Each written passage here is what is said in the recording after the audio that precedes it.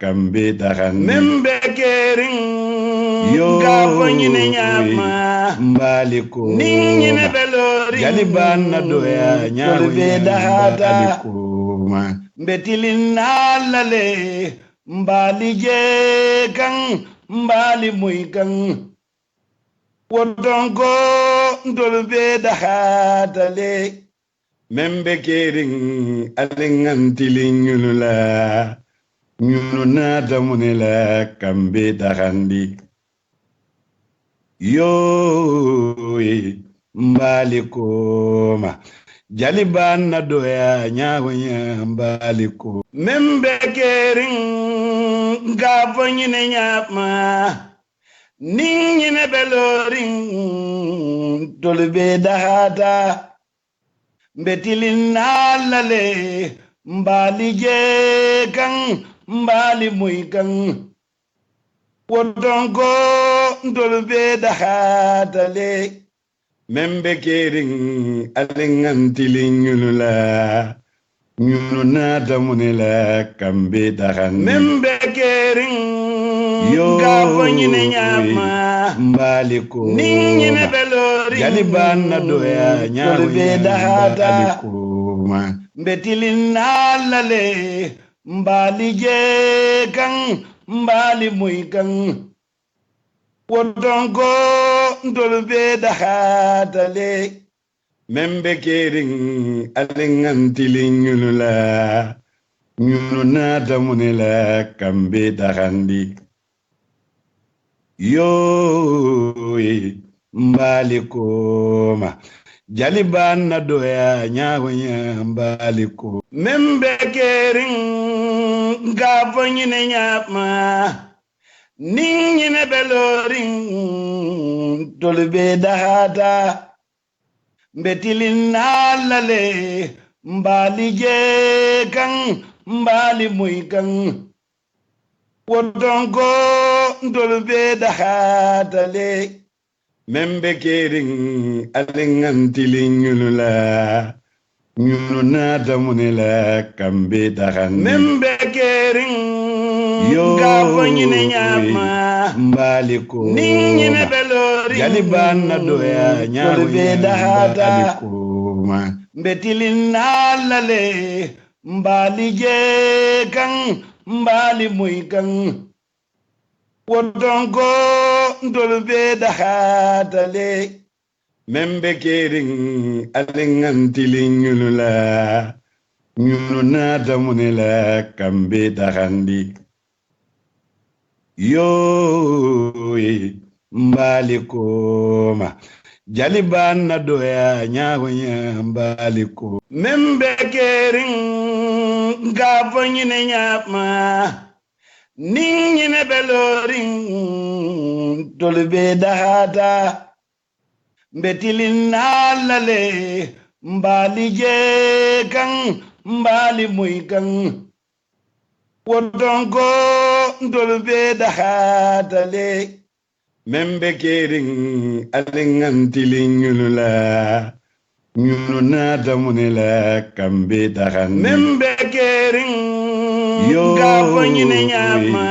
mbaali ko ning ñine belori jali baan na doya tolbe dahata ñaawoña mbetilin nalale mbali je kan mbali muy kan wodongo ndolbe dahata le membe kering alingantilin yulula ñunu naata mu ne la kambe daxandi yooye mbaali kooma jali baan na doya ñaawoña mbaali ko membe kering gafo ñine ñaama ning ñine beloring tolbe dahata mbetilin nalale mbali je kan mbali muy kan wodongo ndolbe dahata le membe kering alingantilin yulula ñunu naata mu ne la kambe daxandi membe kering gafo ñine ñaama mbaliko Ningine belori Jaliban na doya nyamu bedahata ma Betilin alale mbali jekan mbali muikan Wodongo ndol bedahata le Membe kering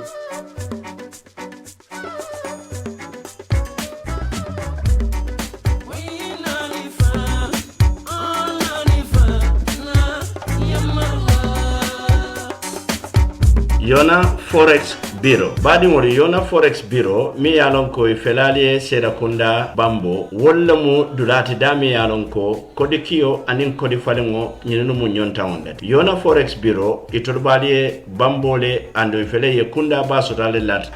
bakote mi yalon ko wolam Purple House. Mbadimori atol mi yalon ko albe banko e bantala. Na lafta kodo kila nyinka mala alla mole ay tariya andaliye minki ye wosoto tariya nyama alfero ke aliyakini Yona Forex Bureau la atul mini yalon ko fanal be Gambia na lafta kodol de fali da kabri euro lomba fo pound lomba wala fo dollar ani nyin kodi dolu Yona Forex lon dolate mini yalon ko e kadadi madi mi yalon ko ase kontan ando nyin kodi dolu fanam be bulu e lafta ke fali nin dala sola wala badi won kamune bato al nga fero ke nganna kodol kini Yona Forex Bureau la ani nganna falindiro ke ni Yona Forex Bureau la dami yalon ko mbe bane hoda male sotola wakamara na lafta kuma ko sotola nyinol beto ali kumandi da telephone to 9000392683215173389998055526 badi ngolu Yona Forex Bureau wolle nata kan dahandi kodi kiyola anin kodi fali wala fannala walla Yona Forex Bureau ala baraka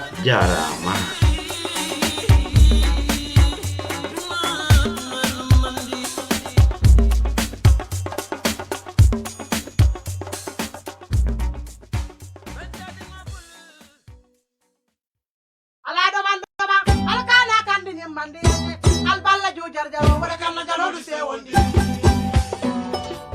Badingolo bully shop number 1 bully shop number 1 e bale dabing wala mbirikama police station o nyatile mola bully shop number 1 e tollo mo dinkiral mini yalon ko e be nyim fengol sodola adadi malu fengol mini yalon ko mobile lolu anin channel lolu bully shop nga heji channel sotale ne mili yalon ko la yasan mbasambla fali ya nga fixale nga memory card sotale ne flash drive hole bluetooth speakers earphone glass protector mili yalon ko ni ala mobile kan santa bara wero sima yandile nga charger sotale na sifa o sifa nga flash screen fana sotalen woto angambori bully shop imanda wo fana la bully shop ye itel phone sotale le Tecno phone Huawei phone Samsung Galaxy a sifa o sifa aning simple phone mel yalon koy battery bo katariya jila wala mtonyati bully shop number 1 afela nyabe tidindale Brikam police station o nyatile wala dron na lafta ke katanyo ya wala nyinka mala kakulo ila kuoto alikumandi telefono la 9957262 wala 7799530 bully shop number 1 jarama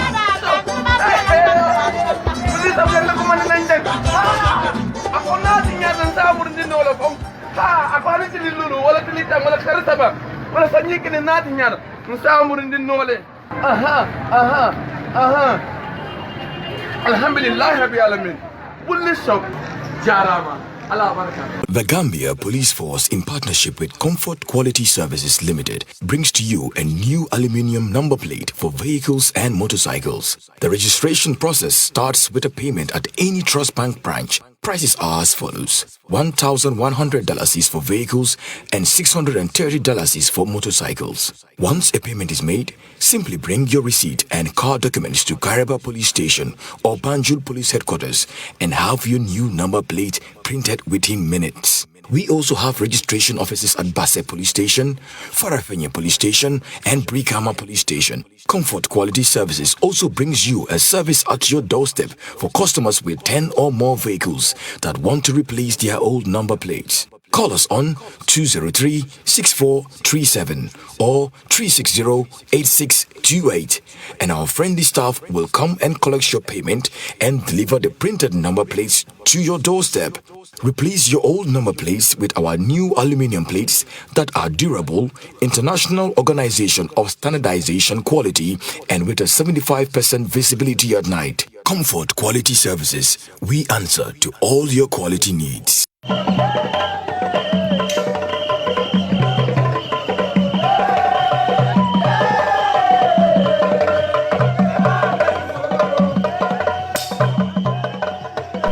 Assalamualaikum badewolu nyimu kibarol di mi yalon ko akabona pakalendin sati mo lebbulu ni la dum ko be jama mu be bunyato killa il adat dum bato mi yalon ko ba kala pakalendin sati wol to ni epri karnala atli tangola kata atli tanne sabola itel dum ko kol mi yalon ko bolle kala ni dulanto wolle be kala adat dum to mi yalon ko pakalendin sati fon ada ka fo wolle ba kala nyako ma jambe tarrajile anin ko nyon jama ba hani ka be ni dulanto dum ko men kala dum wala mu kase boyoti ma nyo bito kijo siko kankuran tulumba e bo falen kera jire e ko han kabi doron jalwa ko yata falam betar ranyi dulanto le hande be nyobori mbaso to la jire hani kabi ko kol manda wala de nyo saya football ba betar nyi dulanto mi yalon ko a betar ramil timal ro wala mo pakalen din dingol timli yalon ko be sabateri gambe jang ani mi yalon ko be sabateri gambe bantal hani kabi doron e ko be ngoni ba kum fala min nan ro wala be kala conference o to mi yalon ko e ba kala e ko nyindung abe kala o damin to doron wala pakalen din sa to te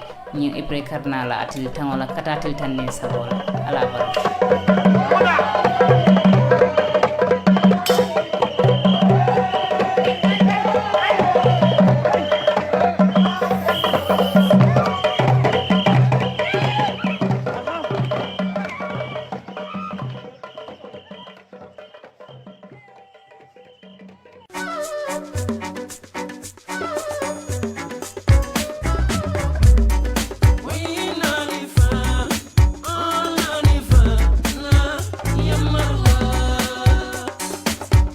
Yona Forex Bureau. Badimori Yona Forex Bureau mi yalon ko felali seda kunda bambo walla mu dulati dami yalon ko kodi kiyo anin kodi falingo nyinu mu nyonta wonde. Yona Forex Bureau itorbali bambole ando fele ye kunda baso dale lat bakote mi yalon ko wala Purple House. Mbadimori atol mi yalon ko albe banko e bantala. Nan lafta kodo kila nyinkamala alla modi ay tariya andali minki ye wosoto tariya nyama alfero ke aliyakini Yona Forex Bureau la atul mini yalon ko fanal be Gambia na lafta kodol de fali da kabri euro lomba fo pound lomba wala fo dollar ani nyin kodi dolu Yona Forex lon dolate mini yalon ko e kadadi ma di mi yalon ko ase kontan ando nyin kodi dolu fanam be bulu e lafta ke fali nin dala sola wala badi won kamune bato al nga fero ke nganna kodol kini Yona Forex Bureau la ani nganna falindiro ke ni Yona Forex Bureau la dami yalon ko mbe bane hoda male sotola wakamara na lafta kuma ko sotola nyinol beto ali kumandi da telefono to 9000392683215173389998055526 badi ngolu Yona Forex Bureau wolle nata kan dahandi kodi kiyola anin kodi fali wala fannala walla Yona Forex Bureau ala baraka jarama.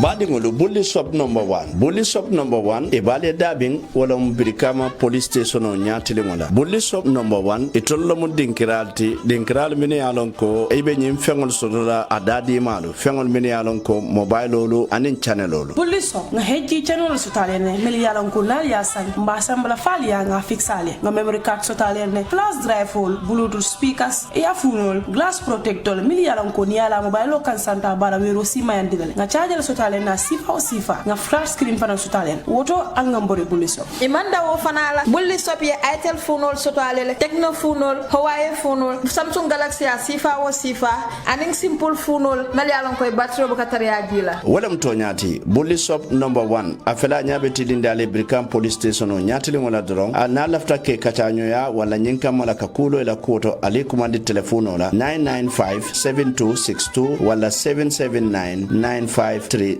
bully shop number 1 jarama.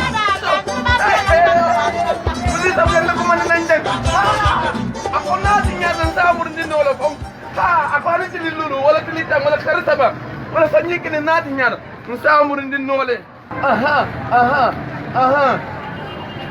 Alhamdulillah Rabbil Alamin. Bulli shop jarama.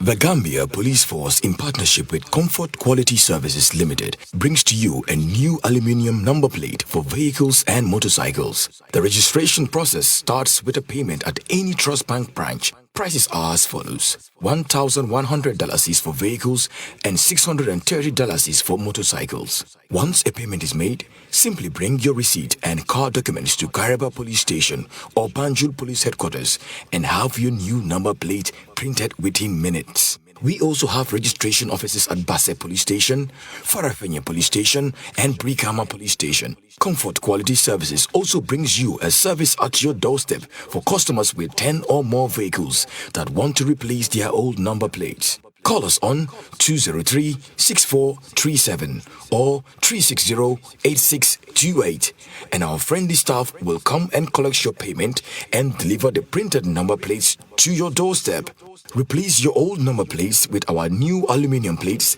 that are durable, international organization of standardization quality and with a 75% visibility at night. Comfort Quality Services. We answer to all your quality needs.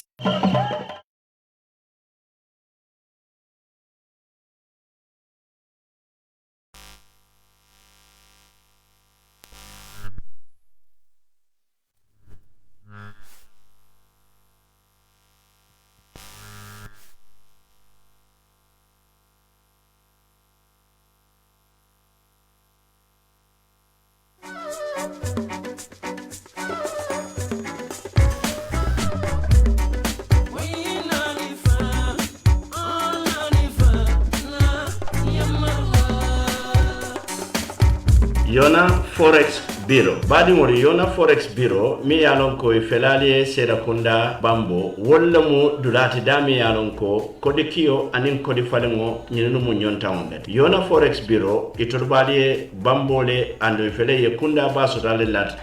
ba kote mi yalon ko wala Purple House ti. Badimori atol mi yalon ko albe banko e bantala. Na lafta kodo kila nyinka mala alla mole ay tariya andaliye minki ye wosoto tariya nyama alfero ke aliyakini Yona Forex Bureau la atul mini yalon ko fanal be Gambia na lafta kodol de fali da kabri euro lomba fo pound lomba wala fo dollar ni nyin kodi dolu Yona Forex lon dolate mini yalon ko e kadadi madi mi yalon ko ase kontan ando ni nyin kodi dolu fanam be bulu e lafta ke fali nin dala so wala badi won kamune bato al nga fero ke nganna kodol kini Yona Forex Bureau la anin nganna falindiro kini Yona Forex Bureau la dami yalon ko mbe bane hoda male sotola wakamala na lafta kuma ko sotola nyinul beto ali kumandi da telephone to 9000392683215173389998055526 badi mo Yona Forex Bureau wolle nata kan dahandi kodi kiyola anin kodi fali wala fanna wala Yona Forex Bureau ala baraka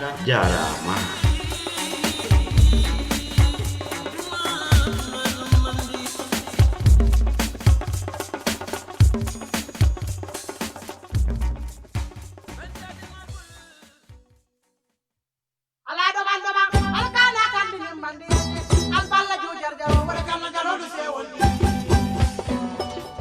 Badimolo bulli shop number 1 bulli shop number 1 e bale dabin wala Brikama police station o nyatile wala bulli shop number 1 e tollo mo dinkiral mini yalon ko e be nyim fengol sodora adadi malu fengol mini yalon ko mobile lolu anin channel lolu bulli shop na heji channel sotale ne mil yalon ko la yasan mbasambla fal ya nga fixale nga memory card sotale ne flash drive hole bluetooth speakers earphone glass protector mil yalon ko ni ala mobile kan santa bara wero sima yandile nga charger sotale na sifa nga flat screen fana sutalen woto al nga mbori bulli so imanda wo fana mbadi ngodu mbadi lamoy lalu anen mbadi jiber lalu mobe dawoda kabirin Gambia lembang fo Gambia bantala ngal mumela be kontongal tola anali jamundan senungulu misilme ya kontondiro la nemo anin kiso bali kontondiro ko la mbadi ngolu nsalu bisimilayi koten alla programme to mimbe kering nka fo wala nyama ngadati wala nyama mba fo kan wala nyama andum fanan Allah subhanahu wa ta'ala la man sabaya to doron mbe continue la ka banke wala nyama bari jannimbe dun nan na bankelu to mbe la fila nyinne la ka programme datinin ate datinya kilumama ndalta ka datinin datunya lumin wala mnyindi ko ka datinin man satalla tola bismillahirrahmanirrahim atele mu man soti kum fayakuno mi yalon ko ayin tolu dada bari fanan atelom man sakkilingoti mi yalon ko ay dada fengo be dada fengo feng ni atara ka dada wala dadata man satalla le ka dada andung atele ya be dada hadama dingo buka dadarke aka falindiro leke anin ka kulu mulungulu yelamande tumala min da man satalla tele ya be dada dadarulu to de ay kule di hadama dingolula amma min di dada fento malla wallan safoko ay kule ke hadama dingoli amma min ke dadar fento mali bayrin tolo hadama dingolu Allah subhanahu wa ta'ala la man sabayatu nay min fodoro wole kake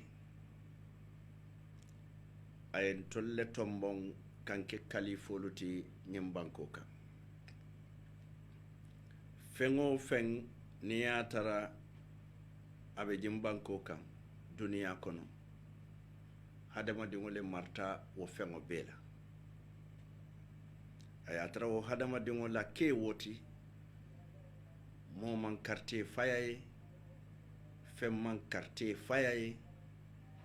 bare Allah subhanahu wa ta'ala fangola la folem wala ya sabu ayinke kalifolu tijam bari amanna da wala koten anata bunya badin tolo hadama dingol la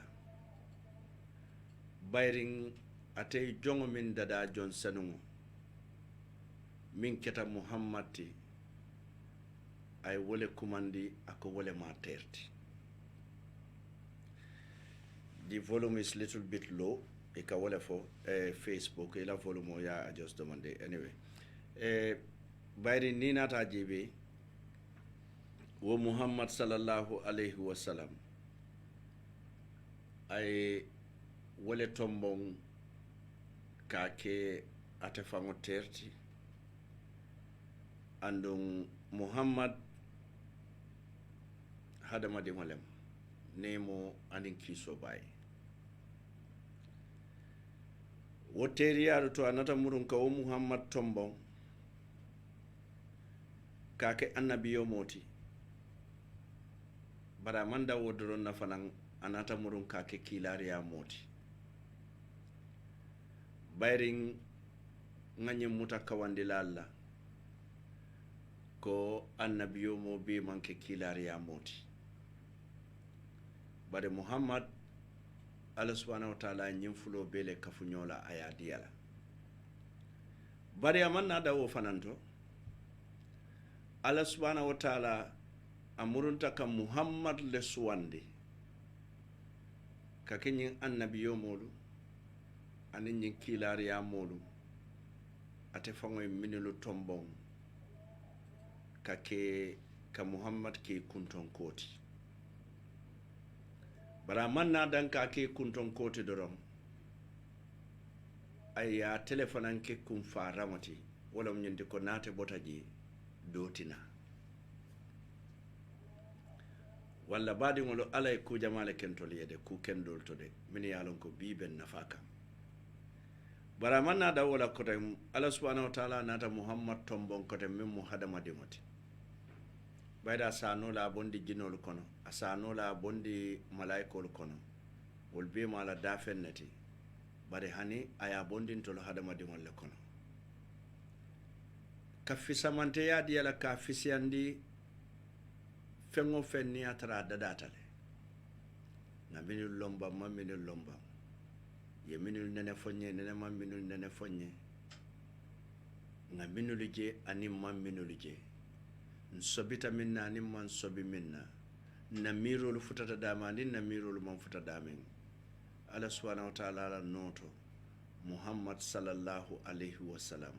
atele fisiyata abeti wo Muhammad mu hadama dingolati walla baadi ngolo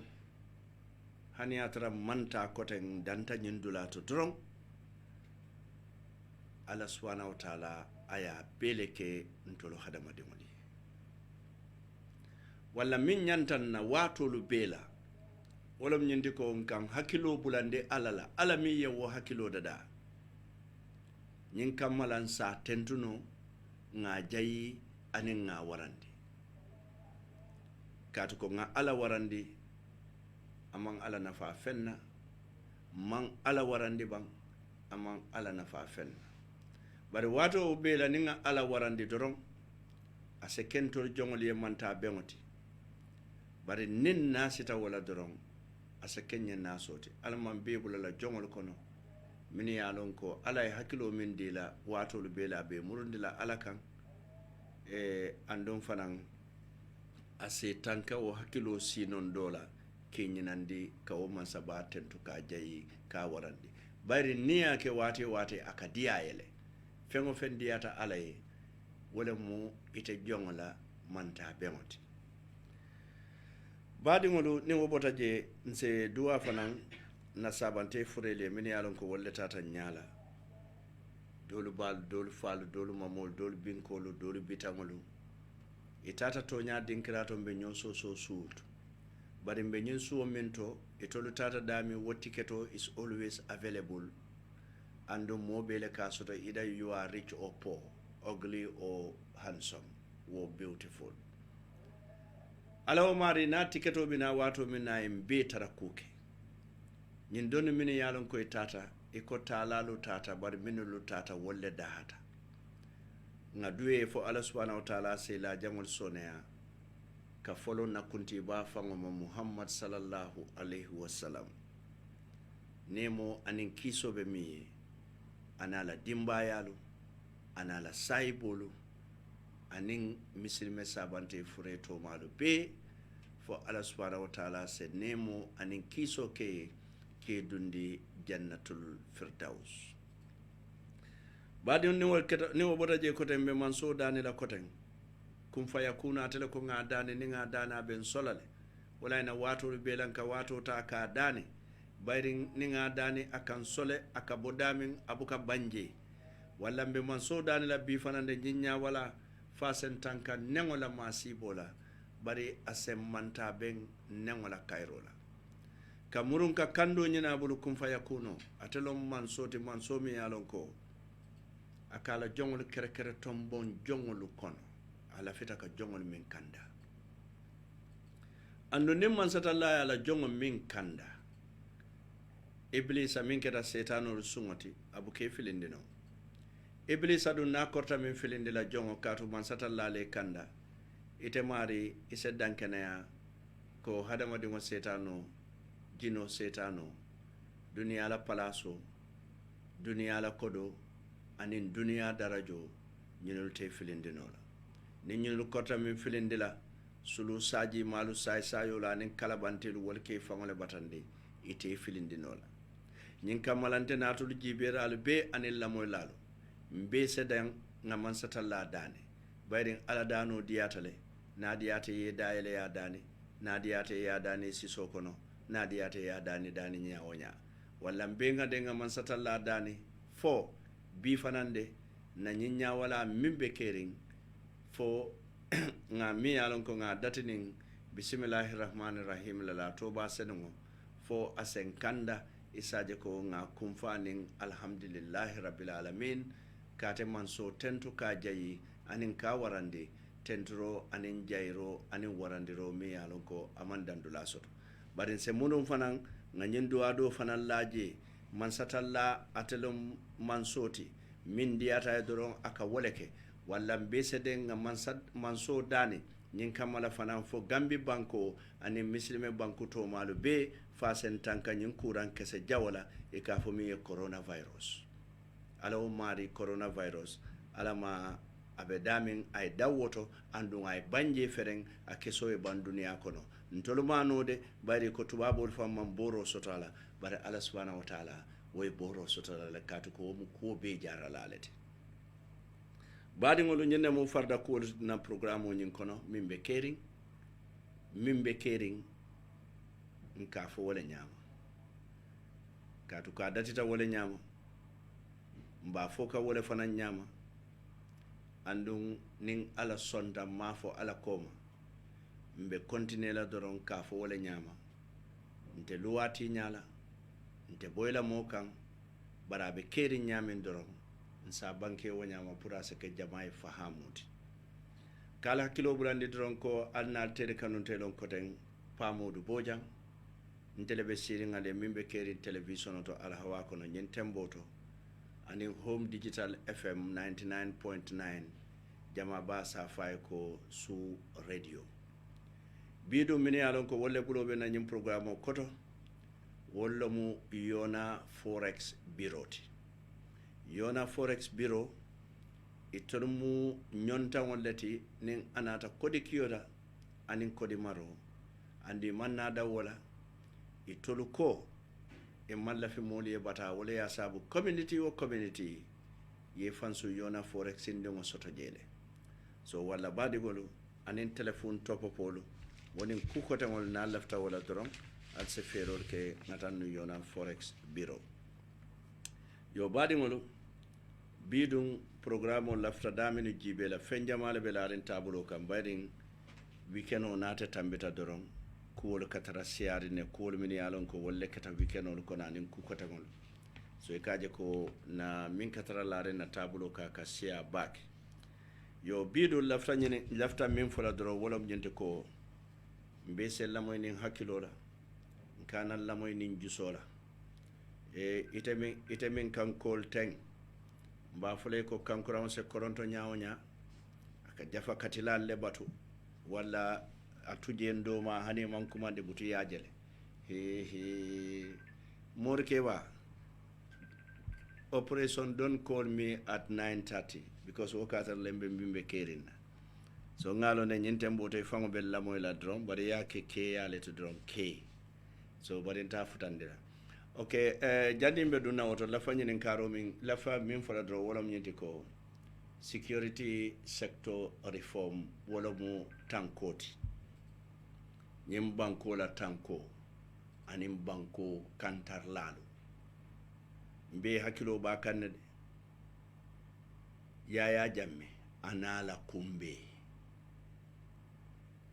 kabira president baro ko la mune follow fire akai peace and stability wala bujidde ko Cairo nin tenkugo andon Cairo nin tenkugo te fono la tanko koma bayrin tanko atelon ko beti tanka baliya kamuneke fengo sifa be sedum na banko kan atram malo bar janne be futala woto do nyindo mu kankularo te mi yalon ko kabona Sheikh Mohammed Fadel Kebandeng Haidara le buru ana do malo min yalon ko tollon tala Sheikh Mahfouz Kebandeng Samsidin Haidara dimmati min yalon ko be 19 Janjan Road anin aja amika anin wala mu yayi dara ti dara nyin dara Sheikh Mahfouz Ibama anin Musa Sise mi yalon ka be Africell anin ila Secretary General mi yalon ko wala mu Mrs Fatou Chawti wala ko ibe sirifol be kala mutan lanin talibolu adin molu min yalon ko mislimo be dawda kabirin Gambia Senegal Guinea Bissau ko sawo sande ka gamo min ke ifama e Sheikh Mahfouz Kebandeng Samsidin Haidara ya foko nyinam fana sitale abe kala sibitulon wala tubab karo atiri tang anin nanola mbe nyen sango min kono andi ba datila min na wala mo alquran karamati kabo talan konon to kata fo talan fula wala be kela alquran karamati den ning talan fula tambita min tan sabata salfana salo botala is a konton then 11 p.m. wala mo sutoti o wato de ibe gamo nyim fankere iko an sandro be kibaro futandila khalif general ola mi yalon ko wala mo cheikh mahfoud la khalifoti mi mo cheikh atab ibn samsidin jato haydarati mi yalon ko be daro khair kasamas sherif marabil mati khalifa ul sheikh hadrame sherif malain haydara khalifa of dar mi yalon ko abe dar salam sanga jor sherif sheikh malain mi yalon ko abe dar salam sherif kasamas sherif sheikh atab haydara mi yalon ko abe binako kasamas sherif sheikh atab haydara dinkra kilomoto sherif sheikh sidati mi yalon ko abe mahmouda kasamas sherif babukar sibiay mi yalon ko abe sinchu sherif sheikh bahayda kafi mi yalon ko abe brikama jang sherif panano haydara mi yalon ko abe burfut anin iko his excellency alhaji adama baro president o mimbe gambia anin his excellency Saliou Njie mi yalon ko atedon sénégalais la high commissioner to mimbe jang imam ratib alhaji Cerno Aliou Maska mimbe banjul ibe kibaro sinda fanan imam barham jobla mi yalon ko abe serakunda hansan do kibar kilongo iba sinda imam sankunturela imam ratib brikama imam babalin kanifing east imam ba talibu jabi london kona imam ratib ismaila bey sukuta sherif sheikh mamina elbu mimbe duwasu sheikh job mimbe gunjur al haiba haidara mimbe brikama jang ustaz wenjay mimbe dinkra kilomoto brikama padembo job murito la khalifo mi yalon ko abe gambia jang anin sefo touré mi yalon ko abe faraba sefo lamin dabo mimbe gunjur alkalo serin job serakunda alkalo kausucha mimbe sukuta iba sinla alkalo sirifo jatala mimbe jiboro kuta nin alhaji kebanjay mimbe talinding alhaji kebanjay ami mimbe talinding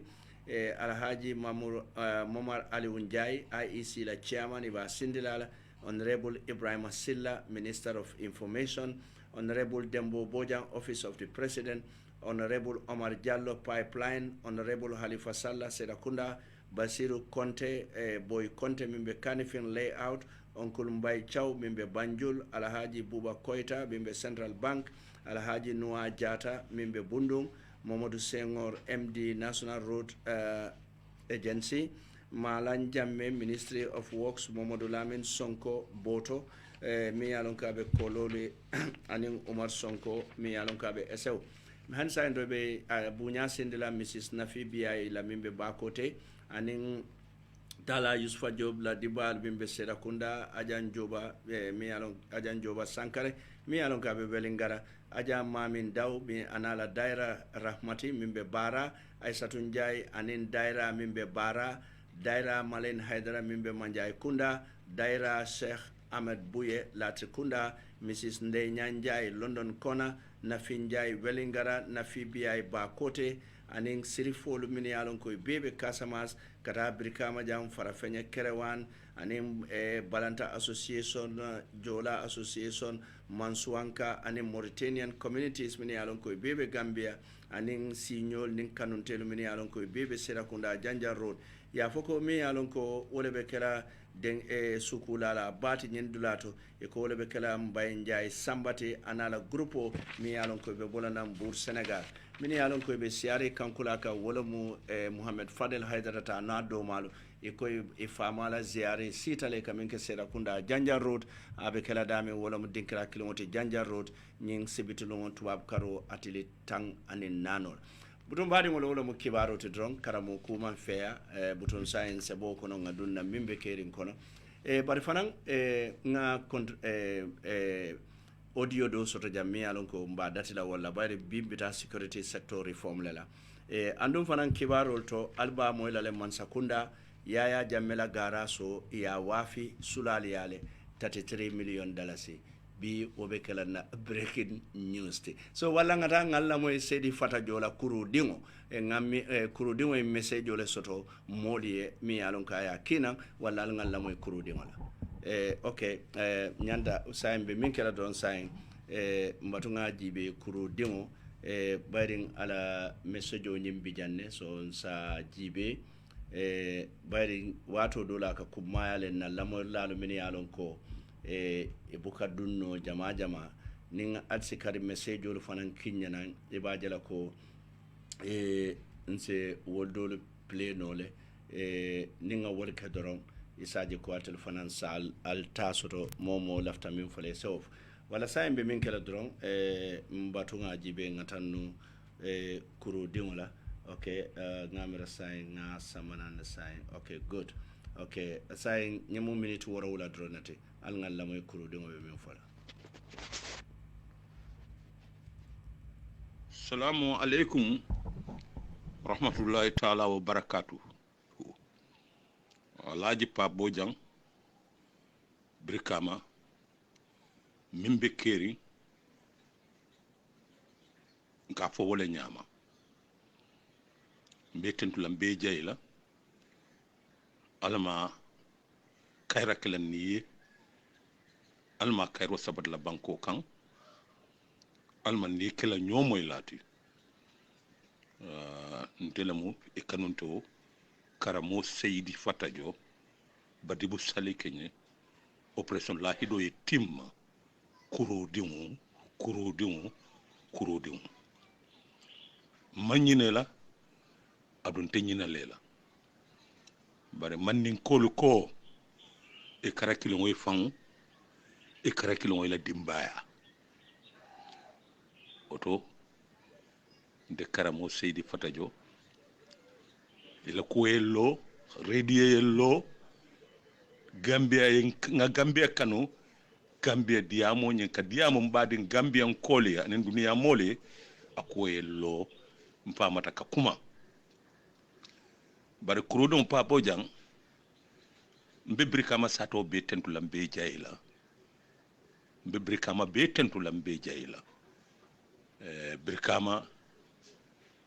manin koluko Bojamba ni min fi wala kafale ni todiya e tokuya saban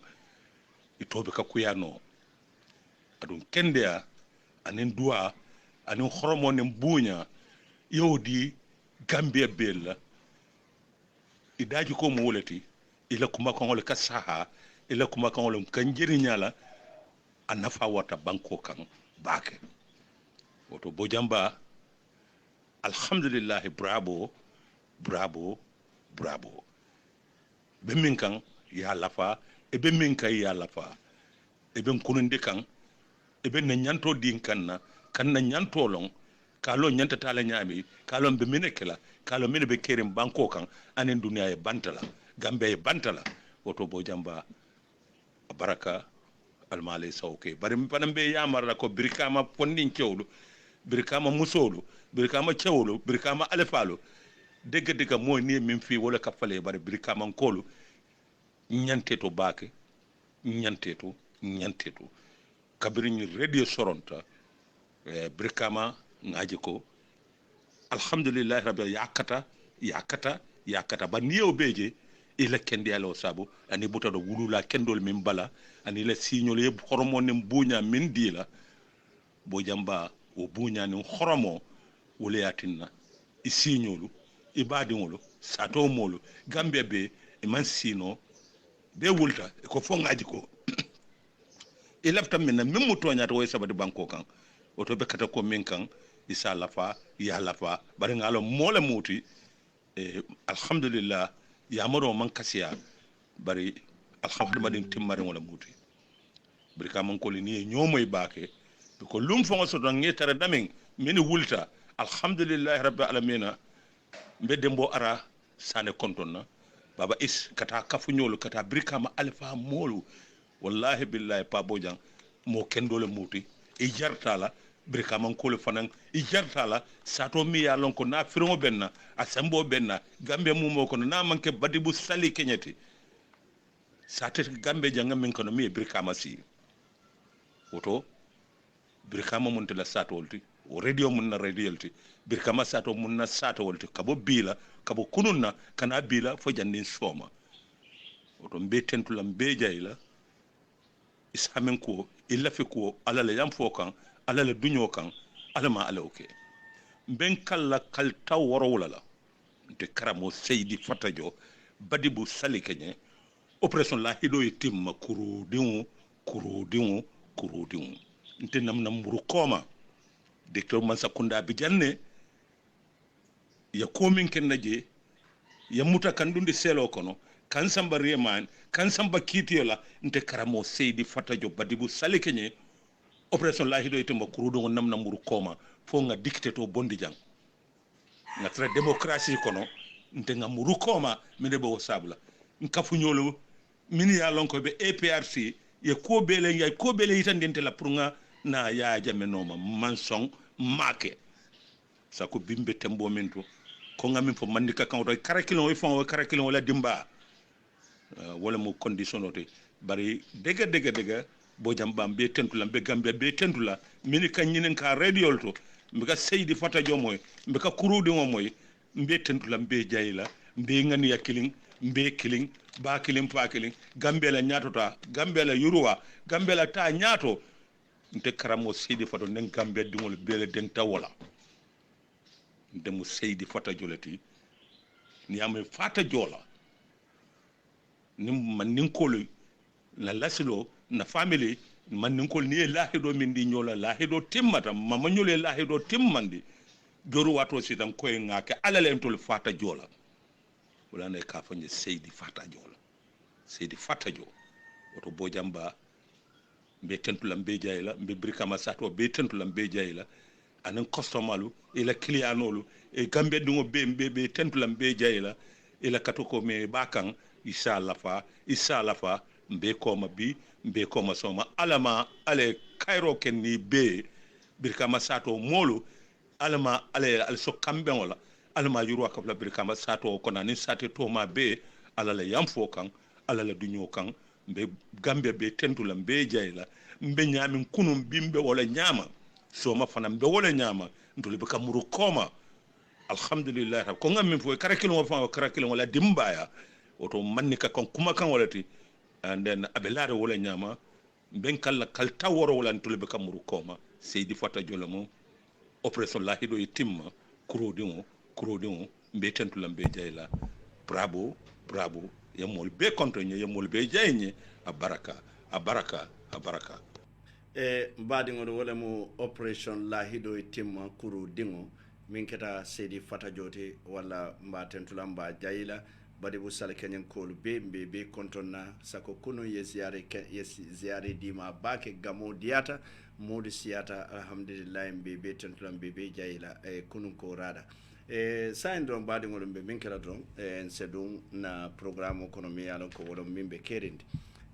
ni yajen ko security sector reform akumayata bakere badi ngol ya jamme anala kumbe ay nyene fo president Barrow akay ko without peace and stability there'll be no development, you will achieve nothing in Africa. Wadam nyindi ko Cairo nin tenkumo koma ite fen sotonola ite fellondi nola andu Cairo nin wotenkumo koma mimmo asuloti wala mu banko kantar laluti baring nga fo janne ameta ko banko dingolu nyantan na kantar lalu horomalale ni bunya bar kantar lalu fana nyanta nyillon nale ko banko dingol le wodo kuwo dile be wodo kuwo minna wala momi yalon ko momi ye do kuwo dila wo mari moyla bosleti inyanta wo mari fana horomalale ya bunya amunta nyo horomo ni nyo bunya nyanta kelatenne ida mal kaben do bota jaye beng bari ni nata jibe kantaro bunda modu e kamolu min kanta wolle mu Gambia dingoluti Gambia dingolu min yalon ko wolle mu idoluti wolle mu ibaluti wolle mu ifaluti wolle mu ikotoluti wolle mu isanawoluti wolle mu ila kuwol beti bari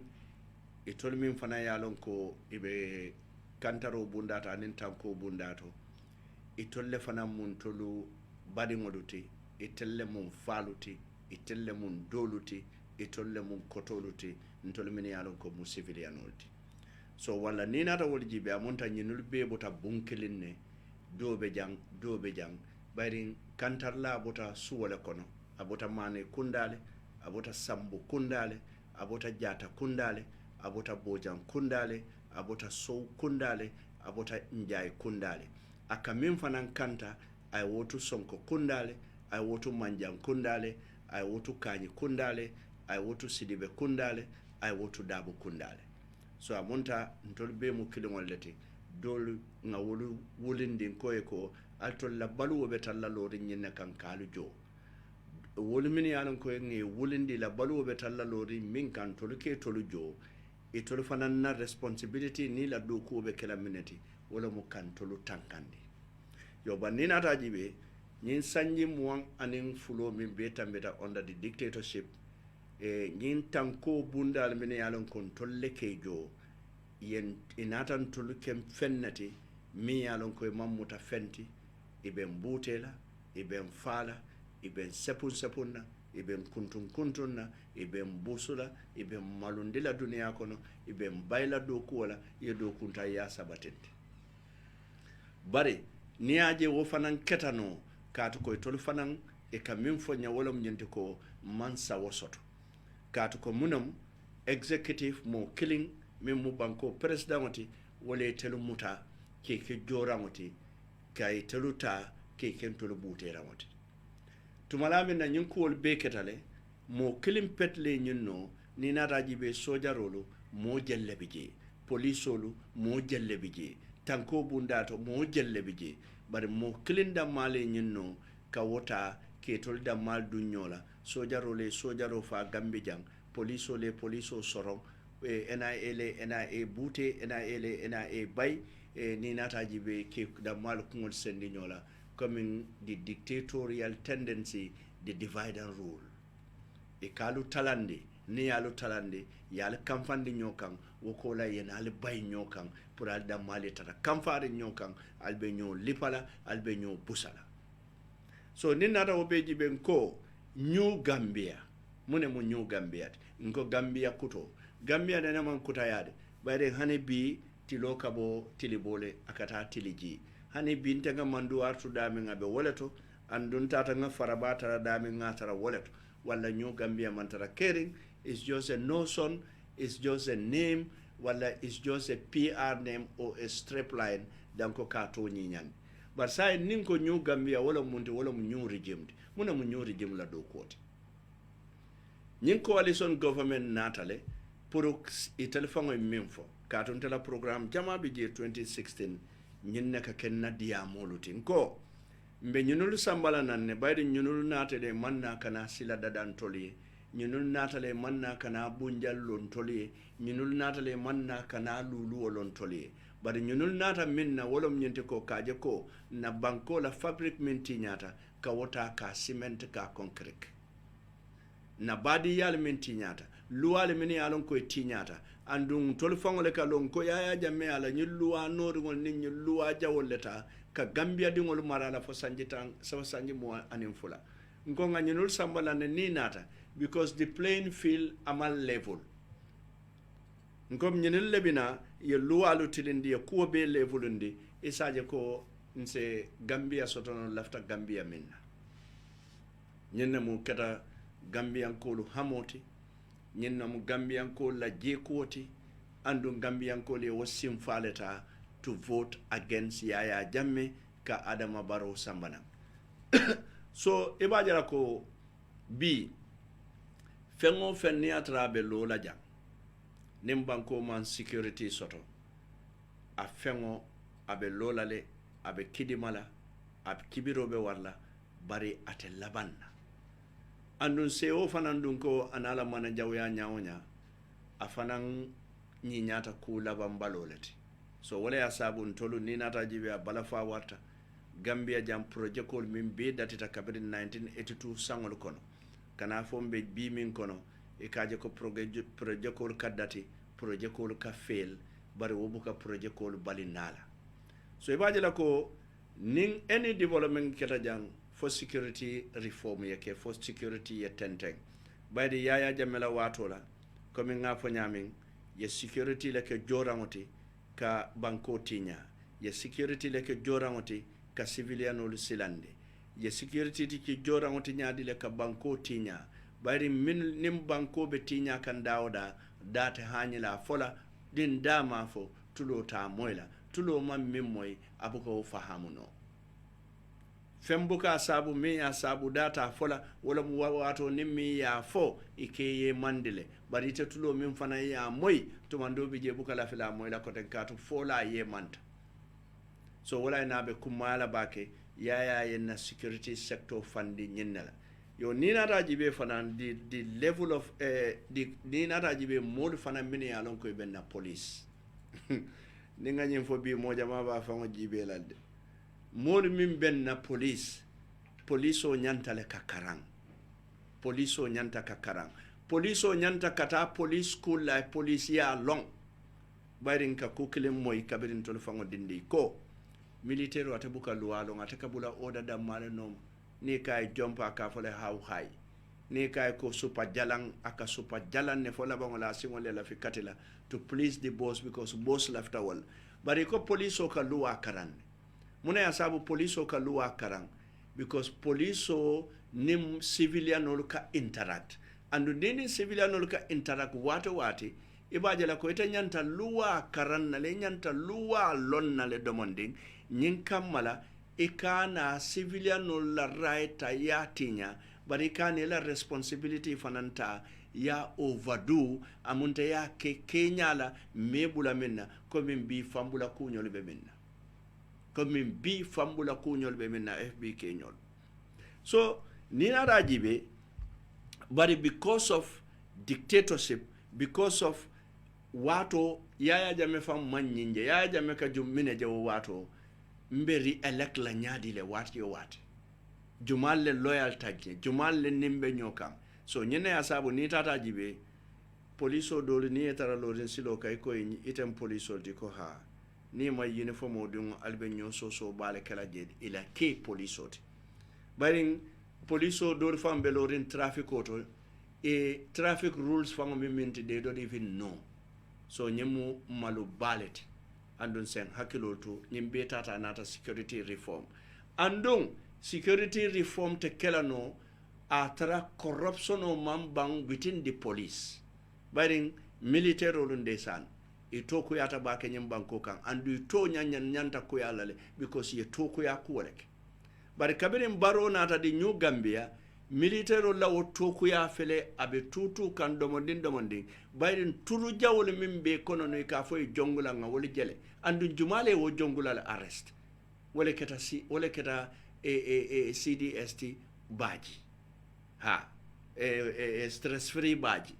wallahi wala ya sabu ngamira baji ya promise me ne nyanta kela ayele ka samba overseas ka to aya katale ay kutu katal lakan nate man nyin jongulal fango arrest nun juna to nunnum be bimin kono ni atare ko bile be jongulal arrest la to nute arrest la because security sector reform is being downplayed nka mwele security sector reform nka jele kaitolo bala kaiti bala ni speech kendolo but is it visible on the wall? Is it visible in our daily interactions with the security officers? Military kudos mbe tentulale this time ni military mimbije military killing la fita kanala cheno dala minko nintri yes jotnan ko findite be buna kidol bari wobirin chocho wata alon ko dictatorship botale militocracy botale mimbe kerin sai wala mu democracy so wala in democracy military will have limited power e manyan na jela sate fankone ni la uniform odo altern police military jelle ka ben sai ni la uniform but follow to bin jamme biji ni jita do ko la fay buke la uniform odo woda just to intimidate the society because military uniform was used to intimidate the Gambian people but sai maje military ni tata do ko la fan ni kanana iki civilian dress le yela fenko bula bako kono ibela ko now Gambia problem is the police and I will come to that but in security sector reform te kenano ni atara compromise ta politically security sector reform abe downplay lale ni atara compromise ta atara woduwa balu mini alon ko wolle be police they wine and dine with Yaya Jammeh they dance for Yaya Jammeh bi wolle bije alko wolle be security sector reform implement la wose keno wote keno la tonya ntolu nga kuole ke mi alon ko nyontangolam ntolle nga dictator bondi keso manfai yelo mambang nga bondi ninna cartel la bar carte mi ya bondi nin dumala wala mu duwaluti wala na buru bungolo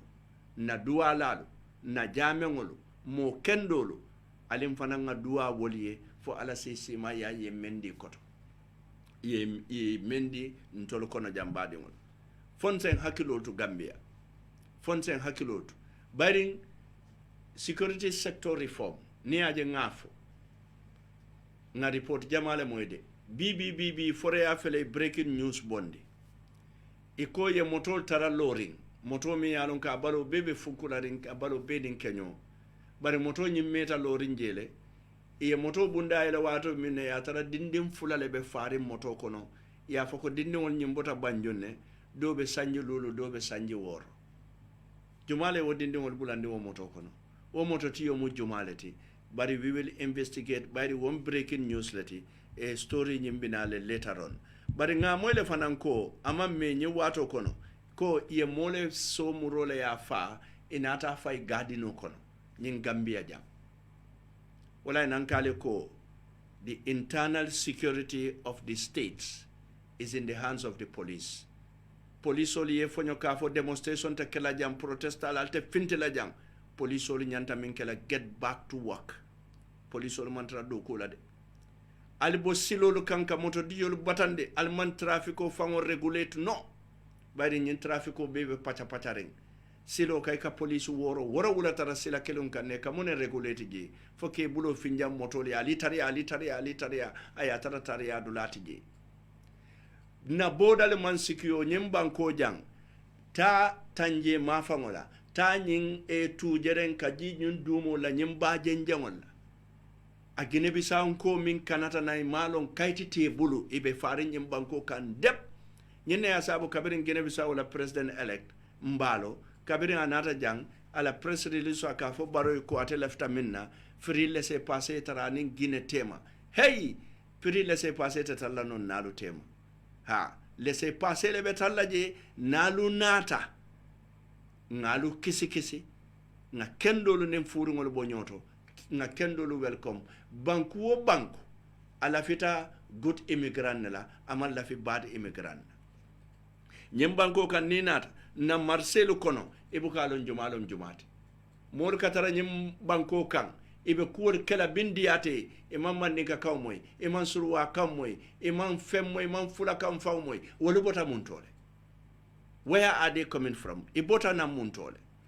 nyina mukoti ko mi yalon ko mbe nyanta nga hakilo tuje kendeke so afele nyin temboto jeninje mol safo na mokar filtale maje ke balibe filla e andon kanyem far manel min moy sunya robe sharing anti crime be dindi wala arrest la bari anti crime alla keno fele nyinul min yalon ko mun nyin subu janilalti ibu ke jettili bulo fo sutanen sutale ka finti anin nyin don min yalon ko ibe nyin motorcycle be bulu Gambia la nga fero ka nga punken na bankola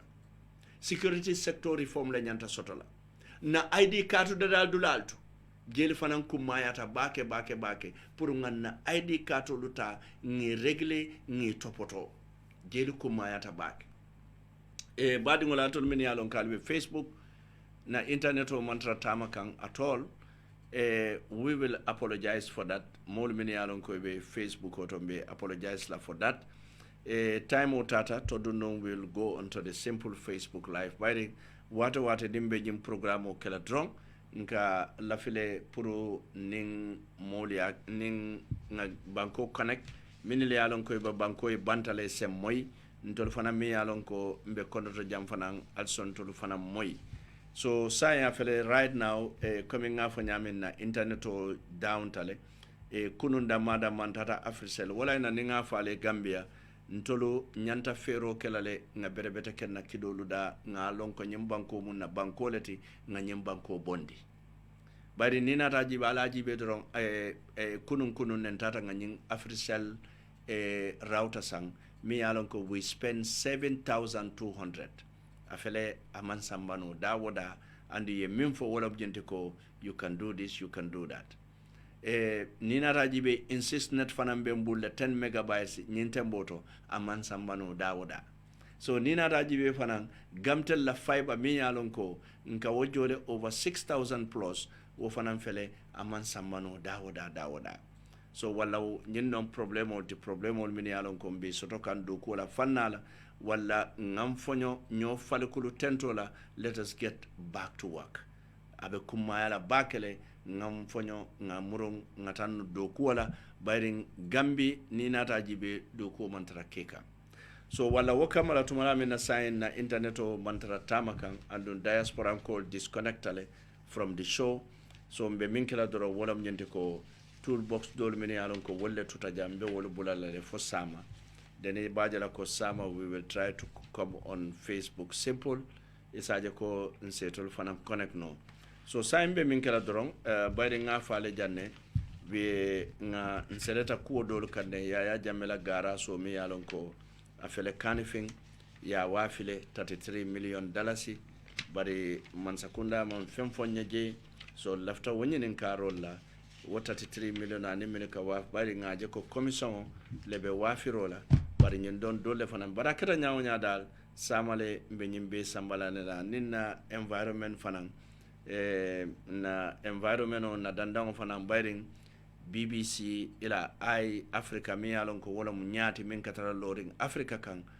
iko ye kiskisiro leke inata je ko Gambia man sakunda kabirin Adama Barrow nata wonin bitema ye keno min doron tambindinin Gambia la poro to la jang iko abita fotoni wili keme saba keno doron yo wokeno fana ka wafi nyamin ani wokeno ka san nyamin lafta ka fana mbo mode nyoto num bi bara fele connection o man favor andum fana ibajala ko nyin keno lata abe moneti nyala na dandango bala ngaje fana tubabul datita kadiyamu sanyam ma fangola tumala min na Chinese solo be fakan sun kangola anin sisio wodi kiralto tubabulu datita kadiyamo andu ninata jibe tubabulu ntangol lanna mu fennati jammi yalon ka kummayata bake banin Chinese sol bi jebe polut la faya sabu buka sino wojjo yoluto faka sabu tubabulu fanka complain wala obe kala munati obe kala banko la ko matalati wala ntanyimbe la no la president Barrow kan bari governor's office fana mi yalon ko ibe West Coast jang ifana nyanta tala tamantama wala sanyanne isaje ko se president ya marno bari governor's office la do ko manke nyinto doron ka jinde bali jolu jonki ni moli bita campaign wala bari la do ko nyanta kala nyintele ko ka jibe mune mu molla bata dati nyim banko ka mune mu molla bata dati tundoto isaje ko ise imako don ka kibaro futande molla anyanta futala dame so butum badi ngol wakama don bimbe telephone line o yalla le Gambia jannem wala telephone o dinna nan isaje ko hanata be kala mbe telephone o mo dantan netala then from there mbe bola line o to for what kote 6399130 6399130 nimin dunta ikana mendi bayring atemela drong mbe fintilale line auto 6399130 mbato nganyen don follow ta. Assalamu alaikum. Alaikum salam Pamar Boja. Namo to di mado. Tele lamin nja kianje faron bismillah programme to lamin.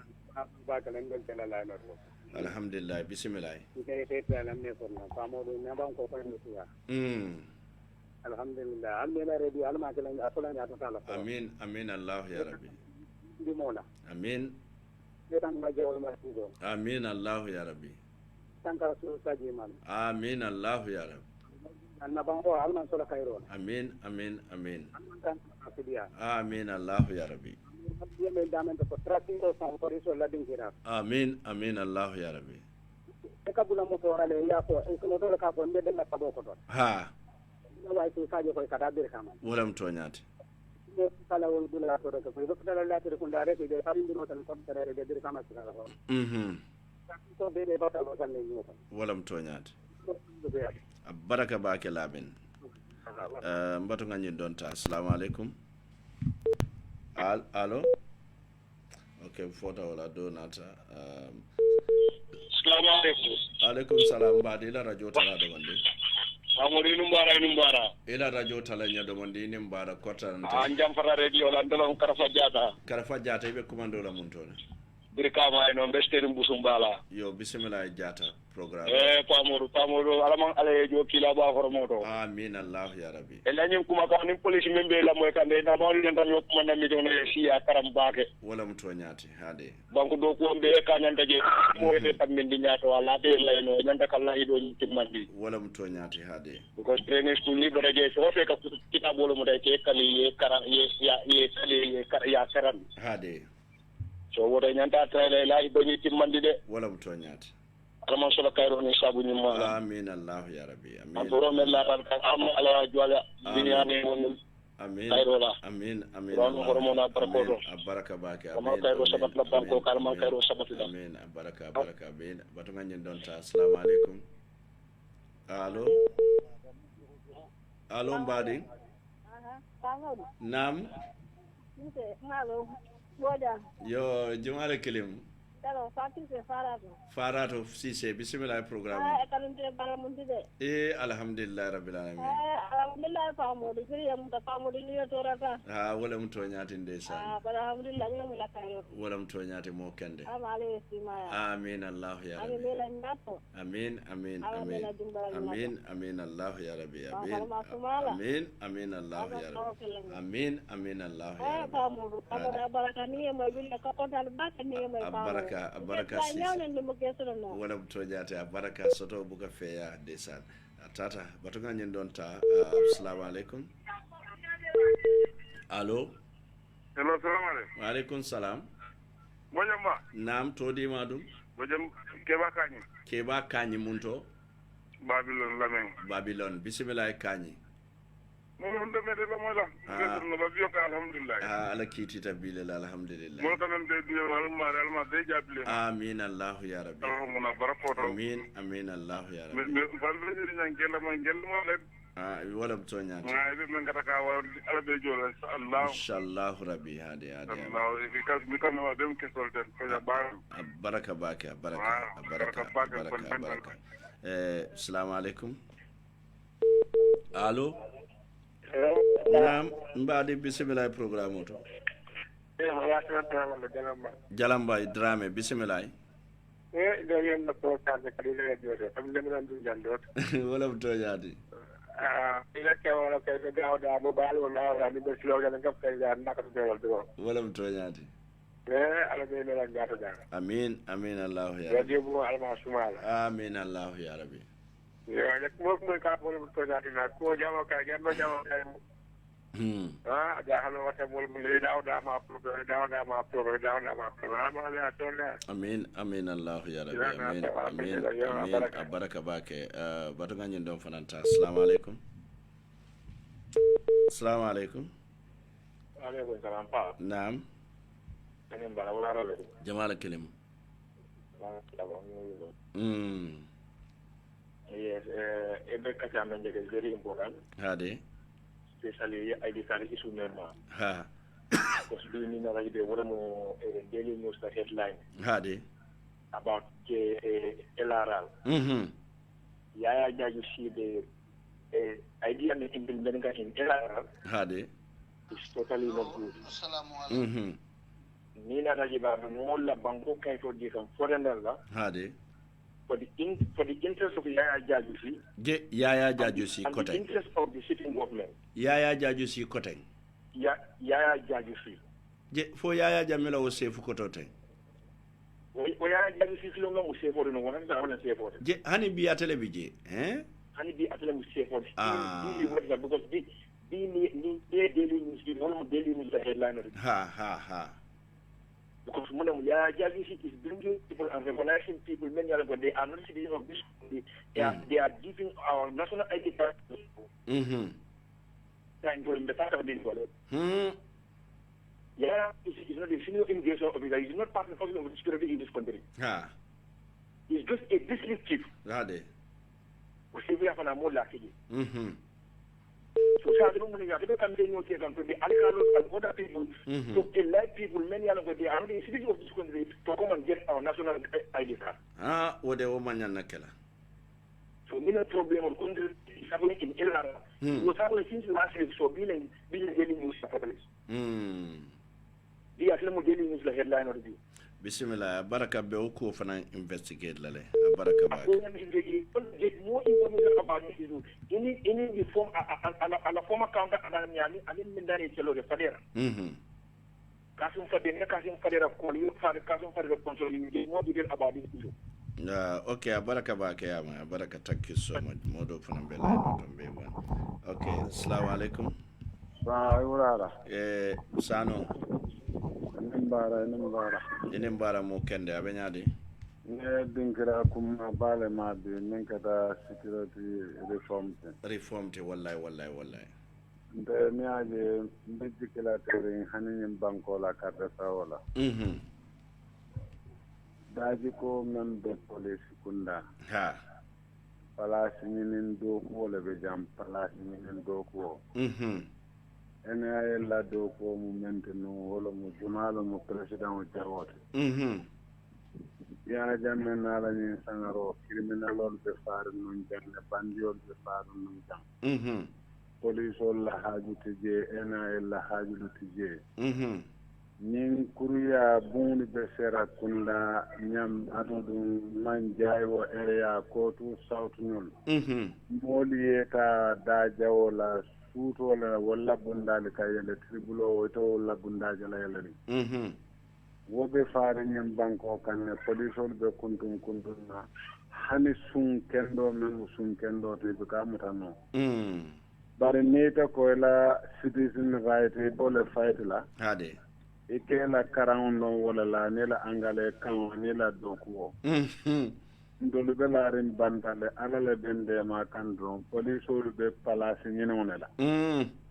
mbadu president o yenje ta pamodo arrest nete balanta ni menta re so promote palasi ñinen do ko la bi jambara do ko to jande nin IEC ma reform police ma reform nda kata fawo darano la Gambia so ko Gambia ko dia la hido men foto jang wala mo sanji sabat wo sanji sabo wala da nyanta wala nyanta timmala so nyala anil tilum because ndenga lonne ndenga nyo lonne ndenya be banko la le banko bitaka nyame hade mo be do ko la isi akonye ko kabo kiaman kana fo mo la bangto mol men be marata official men boto min Gambia na bula kolon kono wala hajutu je abe do ko la je many years desan andun na IEC fenne mammaje fenne duka faje police fenne man badaje ena niaje Usman Sow benyen tatile ala hanbi hade amen mira ay tuji man satalay ate tinyaro menke Gambia aya komo tinya ala sama tinya dunia ni lakira no mira hanbi ate be sidiram puka Gambia ko yankankat ye korgin bu fanan jube ay manya menke niaje hanbi wo ko aka mol sika ko ke samba serious crime unity le serious crime unity crime be foreign hanibir kama kono jan suto nintulate ban any action police ol bukake o pamodo hane son ni asamba jan isita yena police ye paso jo labon ye fedo bu ye daha fente kalaje molu mantari do ko ke kam pour ngata nyaata de molu be do ko ke kam pour yem promote ngake permanent secretary ngake ministry ngake director ngake police commandant ngake police superintendent ngake IG wonyo sabade bijam fufuro wallahi nim Gambiano lu mawo daji ko bula hade amam possible ngata nyaato mbetula tele fo janne dunia banandu ni IEC ma reform ID card mam muta foreigner la ebe continue kay ba di kan Gambia ID card ka jele fo tanap ka jele fo kantung ndesan kabo katon kan naki zelengar la basire karo kara boda la Gambia la ID card be faringe abe mo bebulu so ni won ma reform e be ka fa fa no nyaade de president bondi abe kole ala bak abe kole al Gambian ko alla keno fele annen bara te ngamen lo nyen te nem fota politician ol men be dering en dunda kono nde tolle kam ton na dia ko ya yam findindi 3 years in dalni yola fa chita de amanke crime ta manke naniriti amanke kelati itolle af wala mtonya andun telnene ka bola woto nene bolantol sondo mako ne ila yomti ala masalli ala muhammad pamo da hin baraka baraka badi mo wala mo bamfa sanote hansando bolbe line auto batuna nyindon jibe assalamu alaikum mbi jandoro bismillah programme auto ndebe musa le mbe burkana yebe birkamane yo bismillah programme auto musa nyadi musa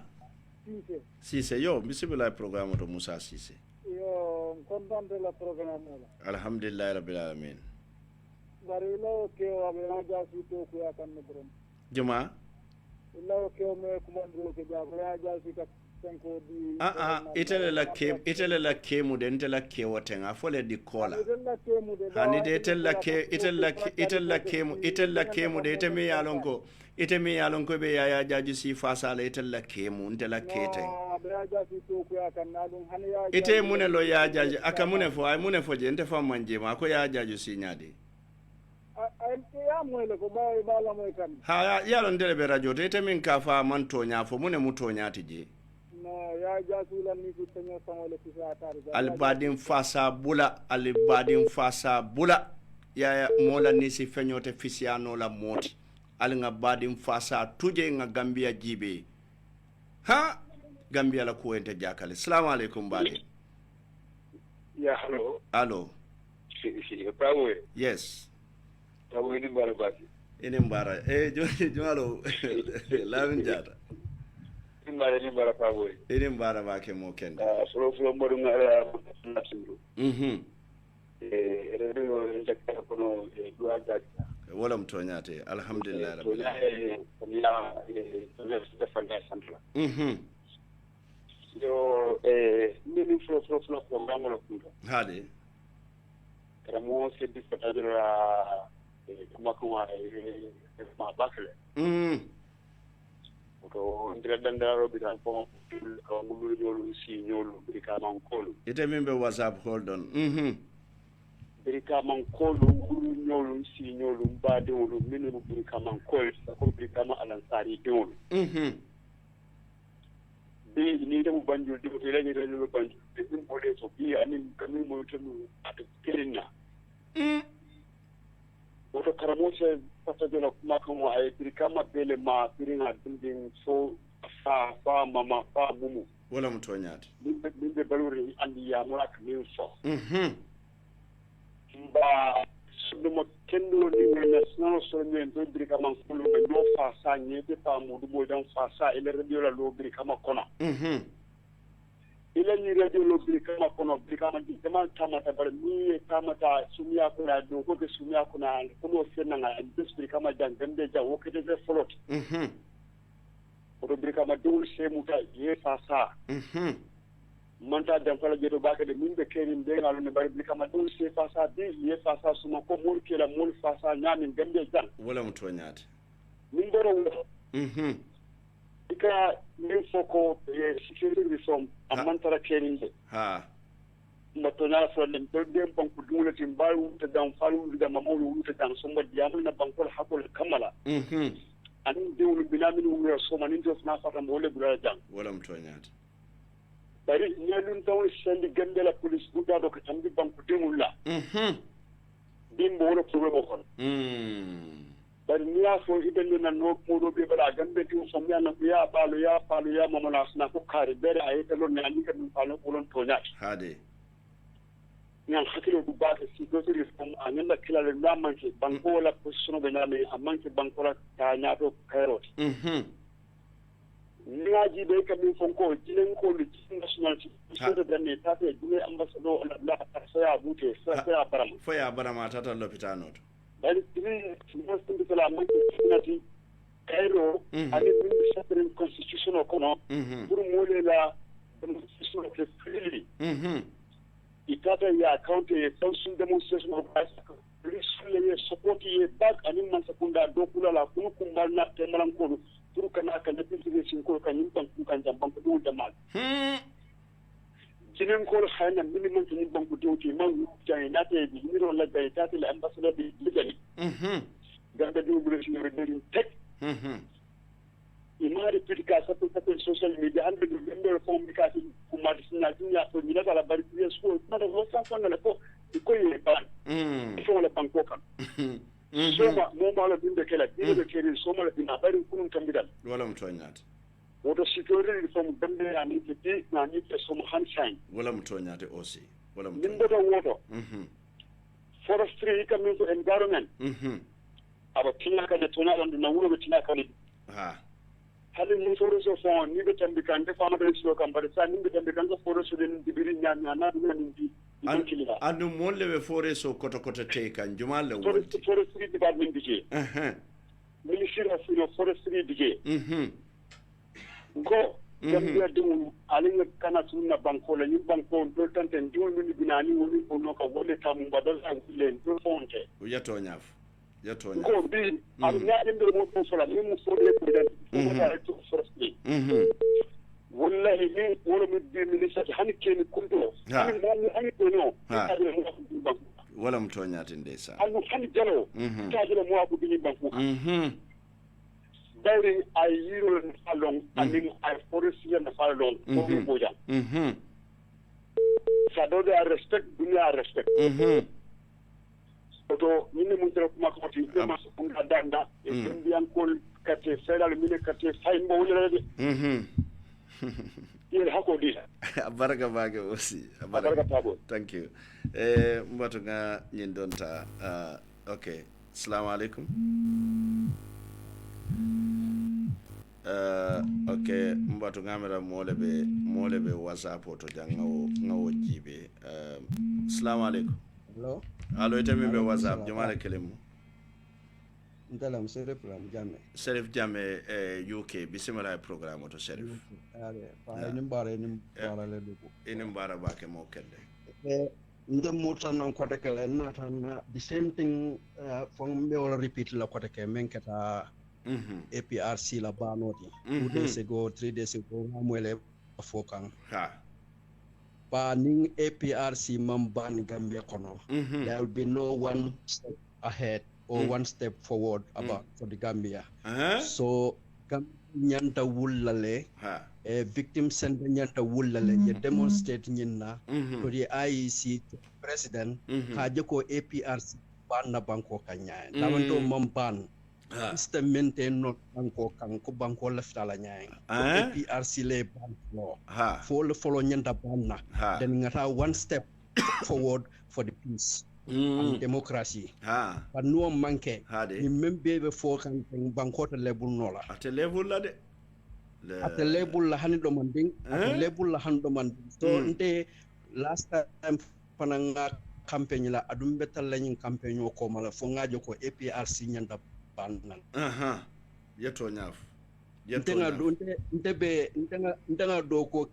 do ko ke ya jamela sindola hotel ntenga do ko ke ya jamel na sindola hotel nga do ko ke jele so nga jello na mijek menka tama to a serious battle be fonola ndesa tabe fonola bari ya parti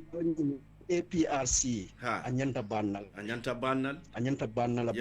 banko e kairoso yetonya definitely anyanta bannal 100% ba campaign la bi better la ko ma bi better la ko ma soma APRC e ban mbefe wala soto bi wala bismillah baraka bake Serif Jammeh baraka bake radio simal amin baraka bake baadiŋolu network o man soŋ butum maalon fo gamtel la deputy manager aya datile baŋ maalo bari na network o man soŋ so mbatuŋa second to last call ata assalamu alaikum naamu Baji Basen bismillah programme alhamdulillah ale ya basa kunda ya tra silan gambia dingol yela nyanto soto yela ID card soto wala mutonyati ID card o fe ya dibulo am silan kanin carte fayo sita ha ID card ko tolle be jamalu bulu so ke fan wo banche biometric ko tolti fan wol hani wo kayti dolu kadir wo naylon tal ha wala be dolu bulu ha ha ha kato ID kato expire kale wala mtonyati min don sana bina labanna wala nyama ko gambia dingol mol nyanta wol basa kunda nyanta wol wala nyoto la silan wala mtonyati yo mo yakata mo be ID kato so ya soni andi mol ye ko dawra time abe soni ari nyame wala mtonyati ko kata public kama ite santo be weta so to kata kana furina ID kato e batala ko police to be dawda akatai kana nyo anyan ne police wol fana ma ko yela salari lafa ya lafa de ha ito wandi dimo kundi no la fa nyo ne ka ko inyanta nyine kele wallahi andike ya lonko wala to masiya na ba ko famo tanje fente tulaje i telephone e kumofo mo no dare na hina nyoma nga i telephone e kumofo person to ne ye famo sene yandi e kulani nyoma ya kisi bao ko mo ye tumi famo benna ko ya ko kisi le lo ta ko kisi no male ya soto wala mtonyati ko mo liye ngondi is mo kende alkalol fanansa kata yeke mo tile bingol ki walla ipati keno ye problem on to no wol kono bi jamano la wala mtonyati ala baraka bake munira baraka munir yedula fo janje ko matale janni bella skola tala bari ni nata jibe police solo nga foko tanko bundato bari nyantale kaddo kuoke because ni nata jibe police katara jumale bo ninko police olu be nyaton kollela wollo mo di command center te min lealon ko ka commandi wolle nyanta kala architecture te kaje ko ye plano lu doku plano min yalon ko ibe nyimbanko sikiono la wala nyam bari fanan e ko ni ko sulu ye ko ma jibe tu jaka fole wala la fo ko ma tenkunde nse police olu fanan jibe despite mo jama be ko ne man qualified se dolu fango je comme nga fanyami wol malum fam monemu traffic luati monemu offense ti criminal codes de e man fellong fo naman ke la police prosecutor ti yo bari ni nata jibe police o nyanta nyimbe lonnale bari ni nata jibe Angleterre ikatale up to the college o yeta up to the university hani university fa ka police ya karanje so wol mu kulete mini yalon ko ikumata ntol fanan we have to set for standard manyana kala kodorong hudan kodorong yo bare wo police o mini fana yalon ko bije nyimbe tata nata be mu man sakunda la problem because man sakunda le nyanta security reform kala ata kala police oluti man sakunda le nyanta lead la wala mu di central government kaje ko police nyaton ko lu mini yalon ko wolle nin yaya jamme dainte wayanta nyimbanko ka wolle do yaya jamme nyimbanko ka wolle yaya jamme support opolle nyimbanko ka ayataran na uniform obe dundela nga o police ol jale ngi sutele ngi lonnen tolle wuluta nyokan ntolle bota kundalu to ntolle nga nyolong luwale nyanda nyimbanko tamandila police na la uniform manyana mo silandila ayatare manke fen imantara fenna mi yalon ko ani luwa mantano nko bankudi wo bankuding nibe siri yayaje police ol nati lotaji ite mari nyanda ala tentula le ye sanyolu wulinde katu koy kantar lali sotole mini yalon koy teleke jo ifelebe lori be kantala nyinkamala sungol kana boykan nyinkamala mo kurungol kana boykan nga police londi nyinala nyine asabu ngi uniform olu dila nga fatam fanso ke ni civilian ol tema police olu kankuram malem abukole ko kankurango nala lambil nin kintandingol nin ngansingol police o fintita dawoda kafo benta dawoda nin police o fintita doron badingol mobe ka fole police o hayna falo hayne kana fawuluti fawulu jangol hayna ka fa jango hayna jana so mol ka wolonne mune ya sabu molu silata polisol mune ya sabu criminal silata polisol katuko ntolle ngi ke wonyama nga design nyami nga plan nyami ntolle ngi ke wonyama ka uniform o dila ke la status elevate to that point ka tandila ko itelle sembo soto ka molu arrest but arrest ro nyanta based on law anniya janko man sakundalon muniri la ko hani bimbe wala te yen hakilo bulande nyandi la man nano analysis kono ye police o fanan sambe kay nyin criminal o be kanta e kay ko itele be boda kanta la pour criminal o kana dum bari criminal o min fanan be sati kono itele nyanta e kanta la ke muta nyin kamala ka namu jola lu tankandi ini la property bari nyin non police la do koti wala mo kan niolu tankande anin na soto fengolu banko kanja moma nyana talla banko kan e man kuke e katara silaren ban ninka o police ol fanan jo wili fula kemelul wili saba 60 e ka police o jo jel 5000 is how much 60 pound ka police o jo wala karfa e ka police o jo wala police ol mini alon ko ka wuli lulu sota man siade ni la yinti katika ni aje bumbal lo dro wala na ni tata traffic ikata fengol la kuru pala ya no mo be lafta katara traffic police be lafta katara airport ni te tawde yes ni o kondwaro to te sabero le kete bang so wala na man sakunda nyanta fero kala le police lo value ni aje bi police lo nyim problème o be soto because of mansakunda and nim police le problème o soto doron tol le problème o soto tol civilian because we are connected ni na raji be for example police o mi alon ko atele nyanta nyin criminal lo be mutala kan tolu tankandi atol ka jo wojo wili saballa criminal o nanin police o benta ay wili tallulu diala walla ay wili tandialla tili killing atol la karjo wili saba wili lulu muna na police o te wili tango mutala nyembula fo bi kilingo batunga bula etambi batunga bula la kuri yake bi kilingo bari police o fela bota nan suwo kon kabira be bota je musoka ko mani boto de bi tabiro da male biji ay duma jiba ay santo jiba kabe finda kay bari lamin fanam bayle school viso abije akabe bulala modogo dinni woni borota da kay ko baba penda hayna idi mabe abe fono la mankendia yabira ni wo police o fenta la jibo kono bay dat abe jikene munella dal si lolo be mindi la silo kanyi yelo taxi ne private o mini bala fatay yabira ni wo police o ninte criminal o benta kido be mbulu walla fendo be mbulu ngay ko moro ni en sambe be na hajo do na tinyala barake ala nala kila e wuli tango fele 10,000 fele ayemira sama mamma no so 10,000 o I will buy a bag of rice ye lamin bay nan karambungo to de jelle mutu wili fula mbe o bondi la mun to hani karfale sita bari wunyen 10,000 o kono mbe wuri fulo bondi la jele nyinne kan na police lu corruptndi most of the police officers they are corrupt by the situation. It's the circumstances of their situation.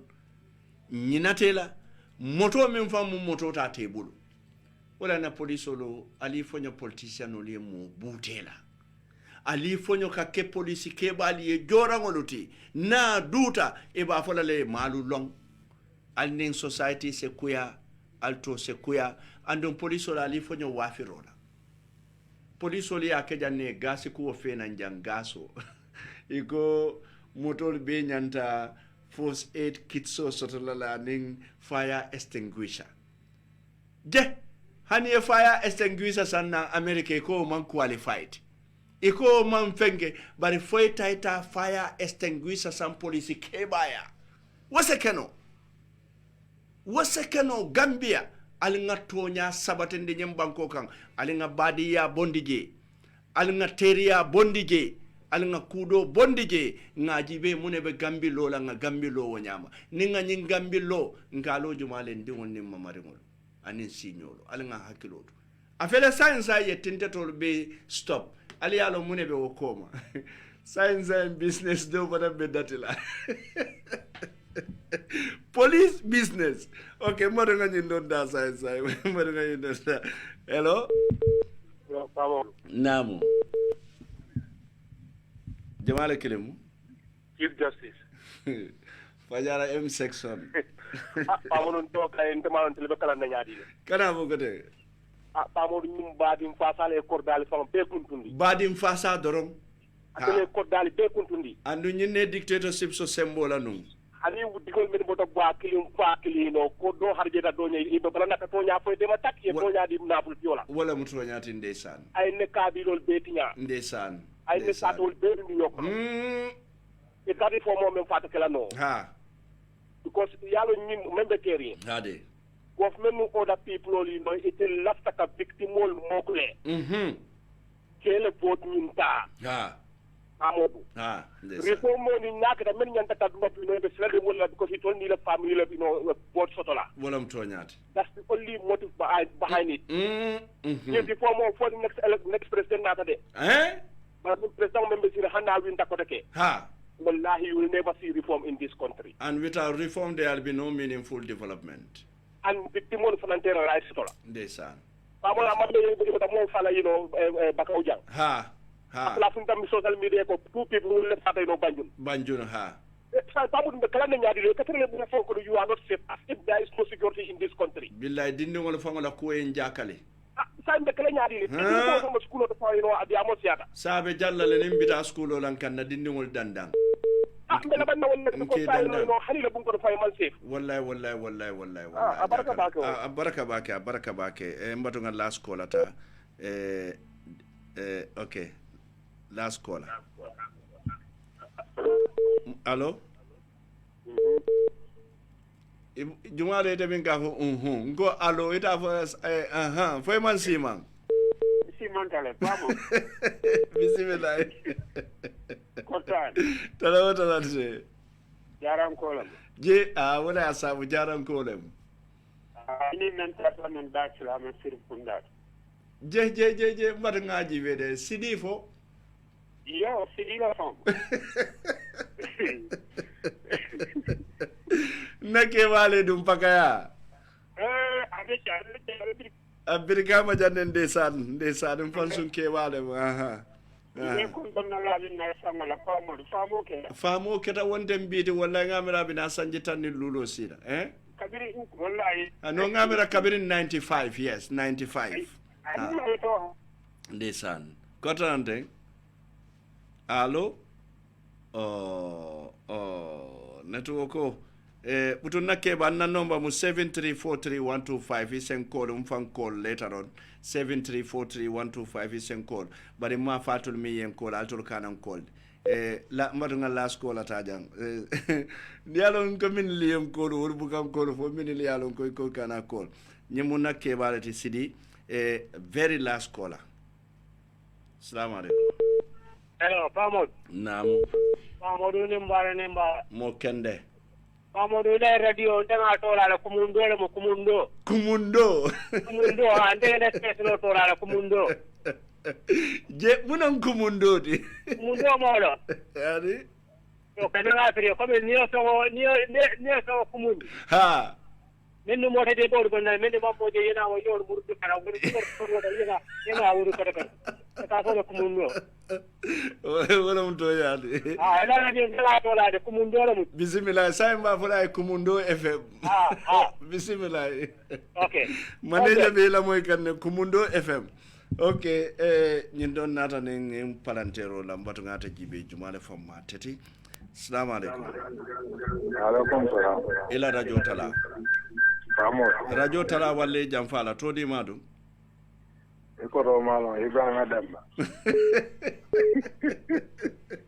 je si fo be nyadi mo kende ko to malo de to nyaade fo Sebe nyani. Alhamdulillah mbijan doron. Dimbal baby jando man dindo man dal. Tanawota natija alhamdulillah. Mero bije tanawota natija. Madam bije tanatija alhamdulillah. Baby jalo alhamdulillah. Fama badela. Kontanta bake alhamdulillah. Mo kende. Baraka bake cho kontanta bake. Bari mbe futale mo la nyi wato ko no demba. Mbe futale. No mbe futale kuno fon tambita